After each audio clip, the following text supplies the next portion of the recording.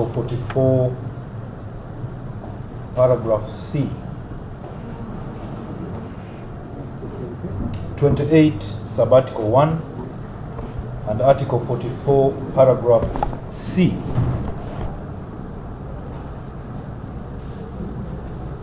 Of the Constitution.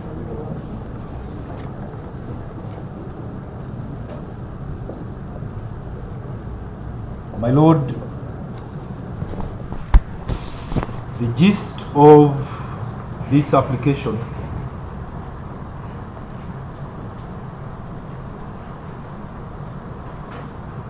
is that in these proceedings,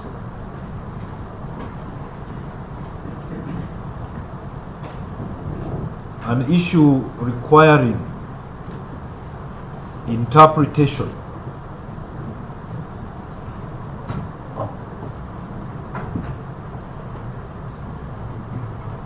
of Article 28(1),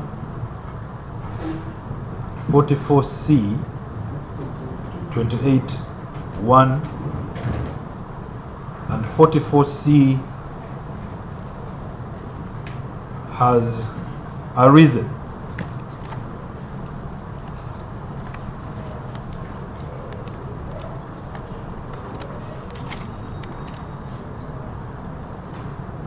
My Lord, in its ruling, the court considered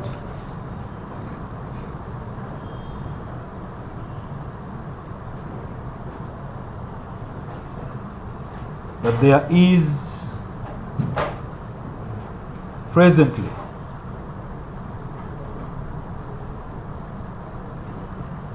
a complaint pending against it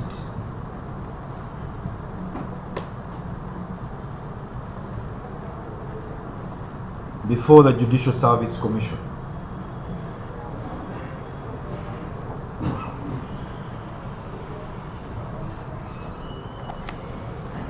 And concluded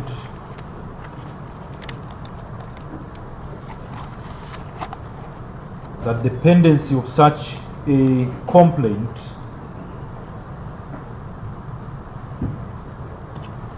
is not a bar to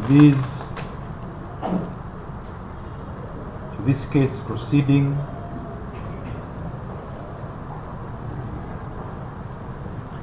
neither can it be used for recusal.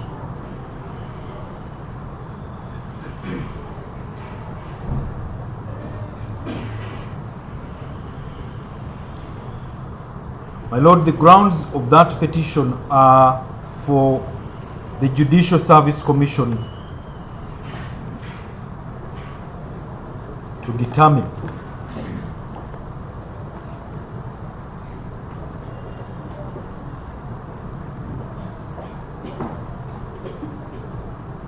they are not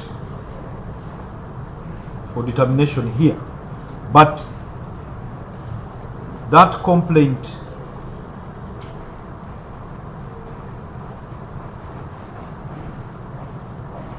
was made by A1 and A2.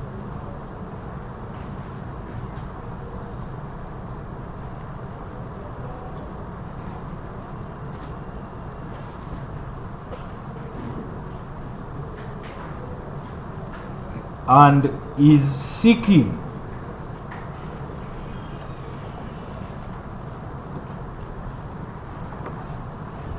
the most severe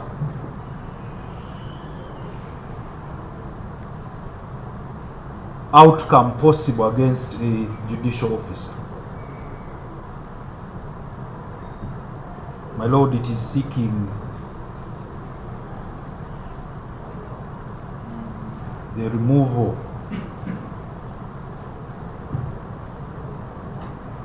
of your Lordship.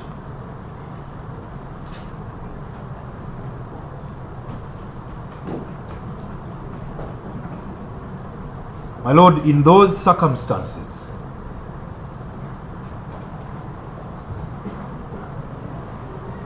and regardless of the history of the committal proceedings, the applications, and so on, that your Lordship has observed or referred to,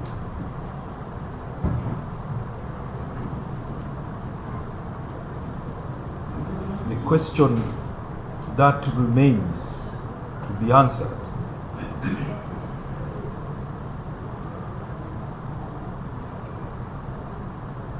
is whether this court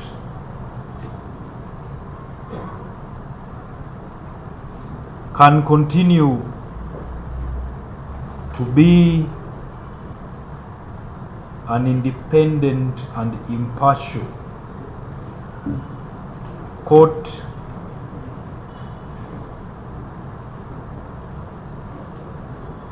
within the plain meaning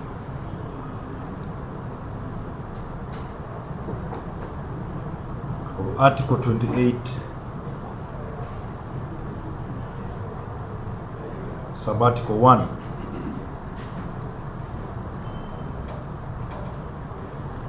My Lord, bearing in mind that that article cannot be derogated from,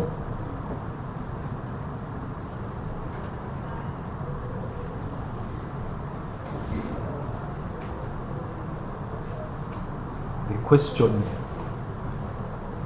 is whether in its plain meaning a court faced with the circumstances I have just described can be or even seen to be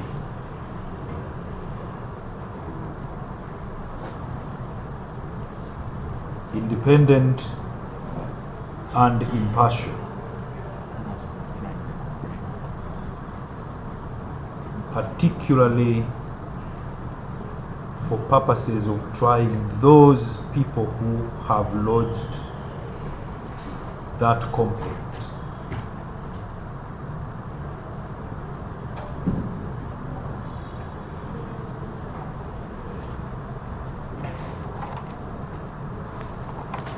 My Lord, the place of the right to fair hearing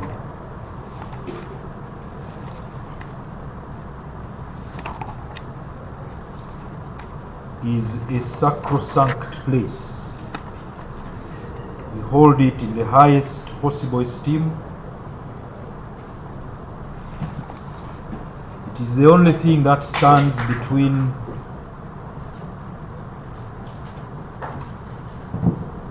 absolute tyranny and the rights of an accused person.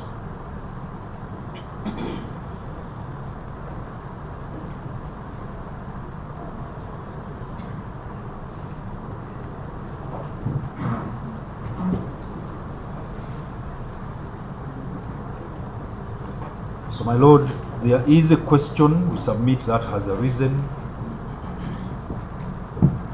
in the context of Article 137,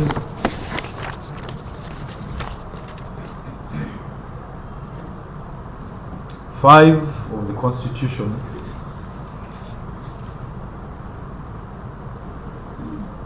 this court is required, we submit, to refer that question. My Lord,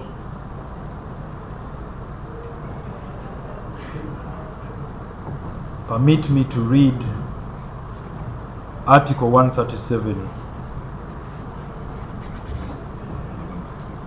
5.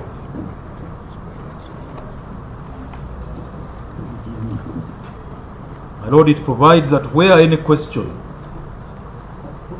Article 137, 5,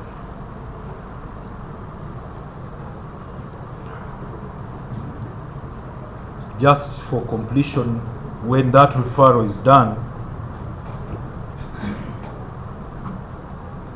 the Constitutional Court's guidance on the interpretation of the Constitution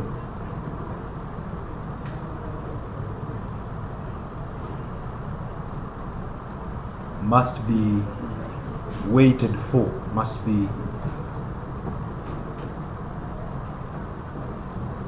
awaited before the matter proceeds. But My Lord, under the two paragraphs that I have cited, paragraph A grants this court a discretion. Paragraph B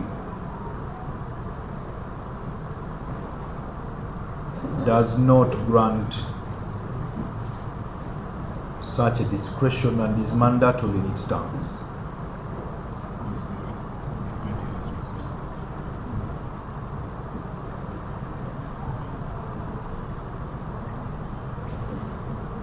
So, my Lord, the way that article is framed,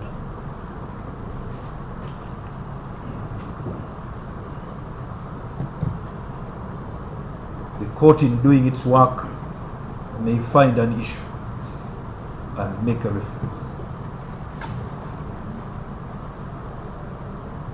But if any of the parties on whose behalf that work is being done asks it to refer,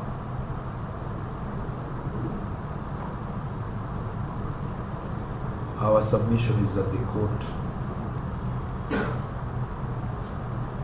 must refer.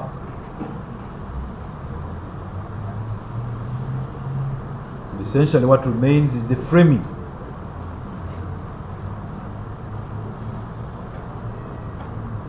of the question.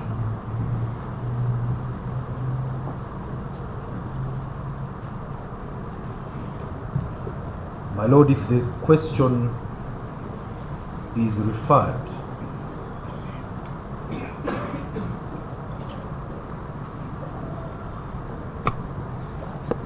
and the Constitutional Court agrees that Article 28(1)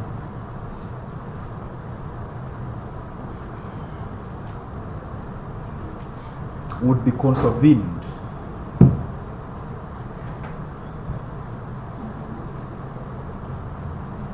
by proceeding in this matter,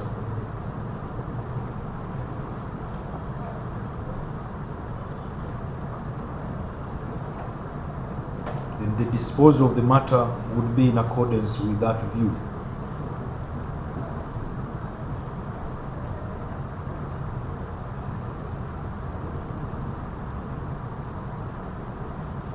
On the other hand, insisting proceed with the matter in view of that question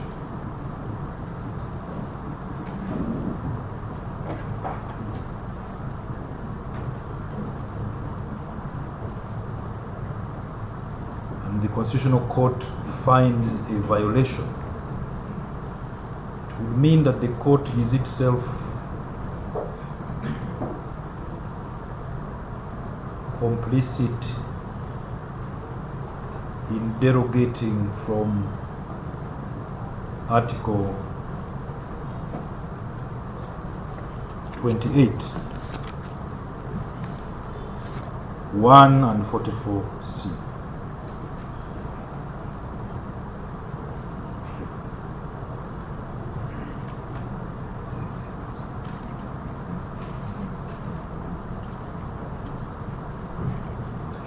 So, my Lord, I would, before I sit down, also propose the question.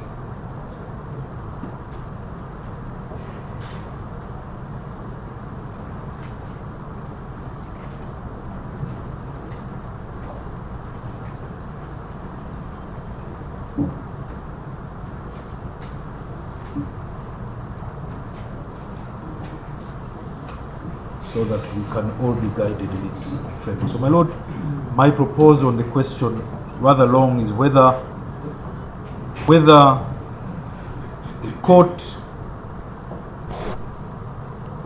presided over by a judicial officer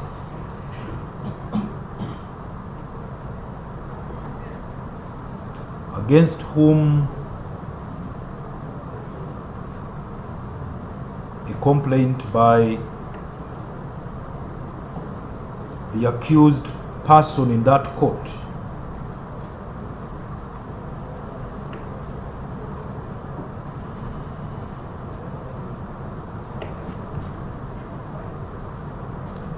seeking removal of that judicial officer from office under Article 144. Under Article 144.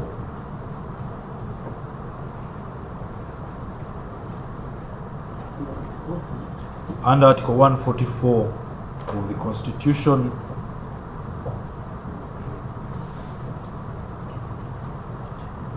is pending, essentially where the complaint is pending, is an independent and impartial court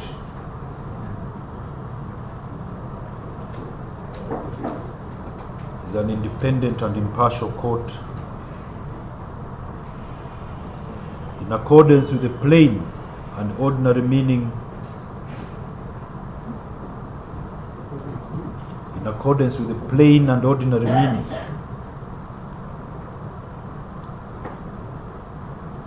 of Article 28(1)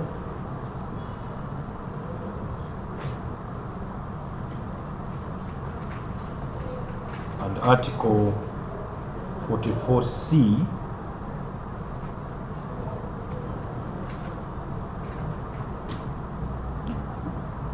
and is not a derogation therefrom.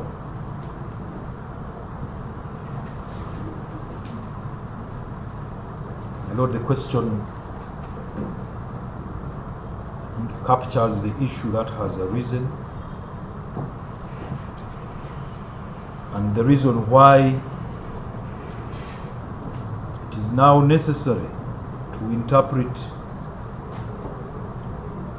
Article 28(1).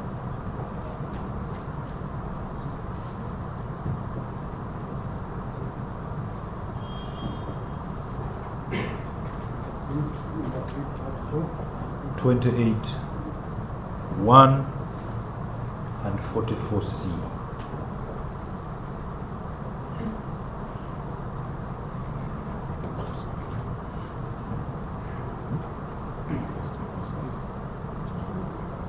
So, my Lord, it is my humble prayer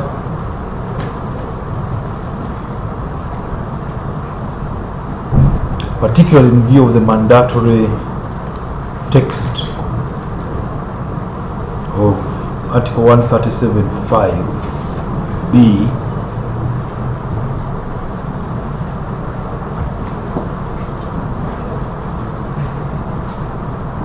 that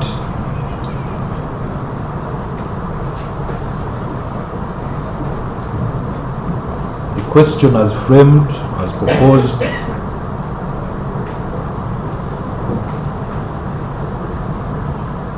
or an agreeable modification of the same be referred to the Constitutional Court.